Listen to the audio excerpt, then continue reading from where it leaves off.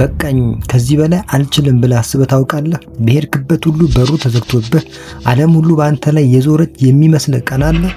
ብዙዎቻችን መንገድ የለም ብለን የምናውቀው እውነት መንገዱ ስለጠፋ ሳይሆን በውስጣችን ያለው የፍላጎት ብርሃን ስለደበዘዘ ነው። ዛሬ ግን አንድ ታላቅ እውነት ልነግርህ መጣሁ። መፍትሄው ያለው ከአንተ ውጪ አይደለም። መፍትሄው ያለው አልሸነፍም በሚለው የውስጥ ማንነት ውስጥ ነው። ዛሬ የምናየው ተራ አነቃቂ ንግግር ሳይሆን በታሪክ ውስጥ የማይቻለውን ያስቻሉ ሰዎች ምስጢር ነው። እስከ ቪዲዮ መጨረሻ ድረስ አብረን ከቆየህ ያንተን የማይቻል ግንብ እንዴት እንደምታፈርሰው እናያለን። የዓለም ጫና በላያችን ላይ እንደ ከባድ ሸክም የሚሰማን ጊዜ አለ አይደለም? ሁላችንም ያጋጠመን ሁኔታ ነው። ጣራው በላያችን ላይ የሚወርድ የሚመስልበት፣ ያልተከፈሉ ዕዳዎች፣ የተዘጉ በሮች ወይም የከሸፉ ህልሞች ዝምታ እንደማይናወጥ ግን በፊታችን ላይ የሚቆሙበት የሚደቀኑበት ምሽቶች አሉ። በእነዚህ ቅጽበቶች ዓለም እውነታውን ተቀበል ትላለች። ኪሳራን አምነት ቀላሉን መንገድ ምረጥ ትላለች። ነገር ግን በሰው ልጅ ታሪክ ውስጥ ያንን ምክር ሰምተው ሌላ አማራጭ የሚመርጡ ጥቂት ብርቅዬ ሰዎች አሉ። እነሱ እንደ ዘመን አሮጌ፣ እንደ አዲስ ጎህ ደግሞ ትኩስ የሆነውን አንድ እውነት ይረዳሉ። ፍላጎት ወይም ቁርጠኝነት ባለበት ሁልጊዜ መንገድ አለ የሚለውን። ይህ ለተሰላቹ ሰዎች የሚነገር ማጽናኛ ብቻ አይደለም። ይህ የአጽናፈ ዓለም ሕግ ነው። የሰው ልጅ ከዋሻ አውጥቶ ወደ ጨረቃ ያደረሰው መርህ ይህ ነው። እያንዳንዱ ሰማይ ጠቀስ ህንፃ፣ እያንዳንዱ የሕክምና ግኝቶች፣ እያንዳንዱ የግል ስኬቶች የጀመረው በጨለማ ክፍል ውስጥ ካለች አንዲት ትንሽዬ የማይናወጥ የቁርጠኝነት ብልጭታ ነው።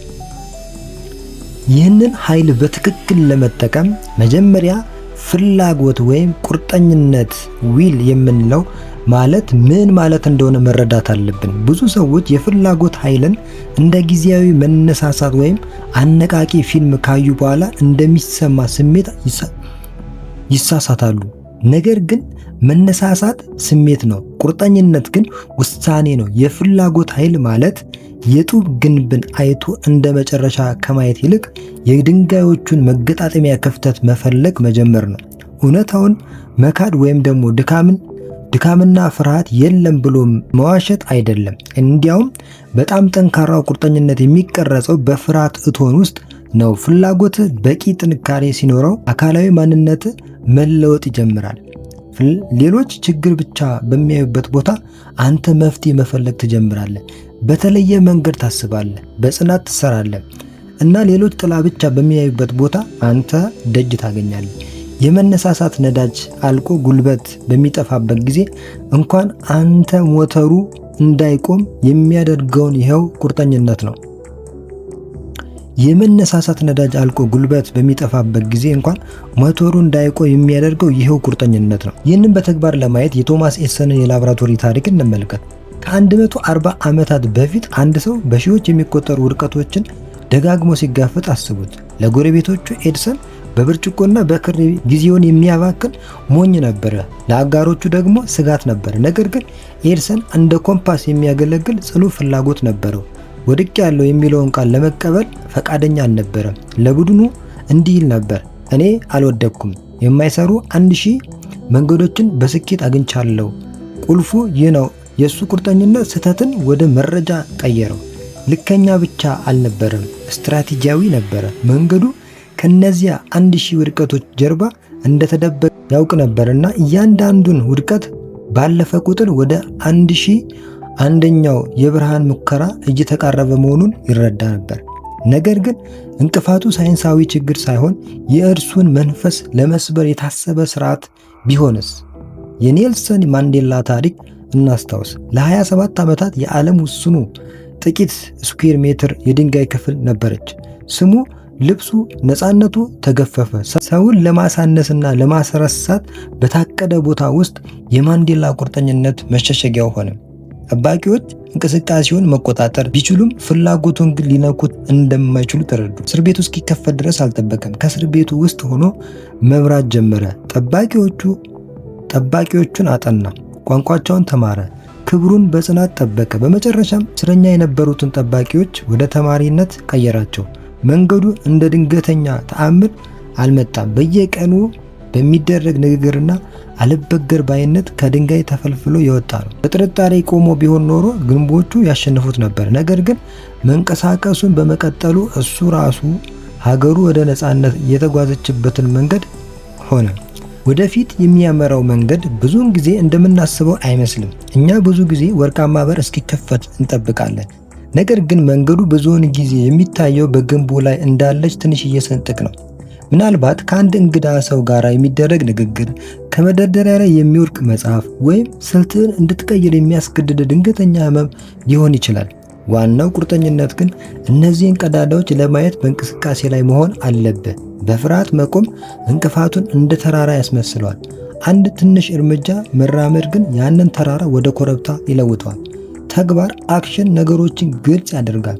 ስትንቀሳቀስ እይታ ይለወጣል። ከመነሻ መስመሩ ላይ ሆነህ ማየት ያልቻልከውን አቅጣጫ ማየት ትጀምራለህ። እንቅፋቱ በመንገድ ላይ የወደቀ ብቻ ሳይሆን እሱ ራሱ መንገዱ መሆኑን ትረዳለህ። እንቅፋቱ አንተን ለደረስክበት ግብ የሚያዘጋጅ ልምምድ ነው። አሁን እየገጠመ ስላሉት ተግዳሮቶች አስብ። ምናልባት የገንዘብ እጥረት፣ የልማድ ማነስ ወይም ከምትወዳቸው ሰዎች ድጋፍ ማጣት ሊሆን ይችላል። እነዚህን እንደ የተደበቁ ትምህርቶች ማየት መጀመር አለብን። የሀብት እጥረት በእውነቱ የፈጠራ ችሎታ ትምህርት ቤት ነው።